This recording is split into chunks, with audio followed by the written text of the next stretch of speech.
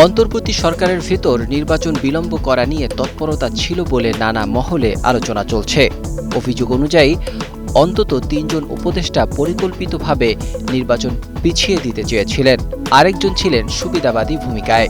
তাদের কৌশলের অন্যতম হাতিয়ার হিসেবে ব্যবহার করা হয় মব সন্ত্রাসের পরিবেশ। বিশ্বের নানা প্রান্ত থেকে রেমিটেন্স লেনদেনে নগদ নিয়ে এলো হার না মানা হার অফার। সর্বনিম্ন ১০,০০০ টাকার রেমিটেন্স নগদে পাঠালে স্বর্ণের হার জেতার সুযোগ।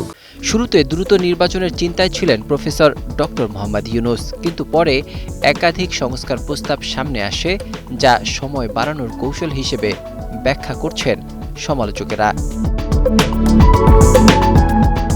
উপদেষ্টাদের যুক্তি ছিল, তড়িঘড়ি নির্বাচন দিলে আইনশৃঙ্খলা পরিস্থিতি নিয়ন্ত্রণের বাইরে যেতে পারে। তবে সমালোচকদের মতে এর পেছনে ছিল ক্ষমতা দীর্ঘায়িত করা এবং পছন্দের শক্তির কাছে ক্ষমতা হস্তান্তরের পরিকল্পনা। জনচাপ ও আঞ্চলিক ভূরাজনৈতিক বাস্তবতায় শেষ পর্যন্ত নির্বাচনের দিকে অগ্রসর হতে হয়। বিদেশি কূটনৈতিক মহলেও নির্বাচন বিলম্বের পক্ষে যুক্তি তুলে ধরা হয়েছিল বলে আলোচনা রয়েছে। এ সময় প্রায় প্রতিদিনই সন্ধ্যায় বৈঠক হতো, যেখানে অনানুষ্ঠানিক ক্ষমতার বাইরে থাকা কয়েকজন প্রভাবশালী ব্যক্তিও যুক্ত ছিলেন বলে অভিযোগ রয়েছে। পরিস্থিতি এমন পর্যায়ে পৌঁছেছে যে ডক্টর ইউনূস বারবার সিদ্ধান্ত পরিবর্তনে বাধ্য হন। লন্ডনে বৈঠক নিয়েও বিতর্ক তৈরি হয়।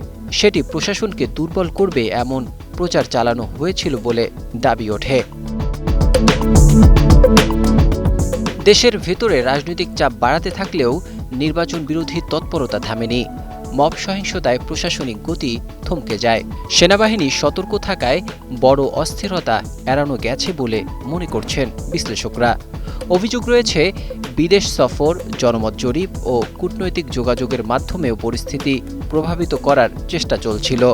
তবে ভোটের দিন পরিস্থিতি নিয়ন্ত্রণের বাইরে চলে যাচ্ছে বুঝে সম্ভাব্য প্ল্যান 2 থেকে সরে আসা হয় বলে রাজনৈতিক মহলে ধারণা তৈরি হয়েছে। ডেস্ক রিপোর্ট, ২১শে টেলিভিশন।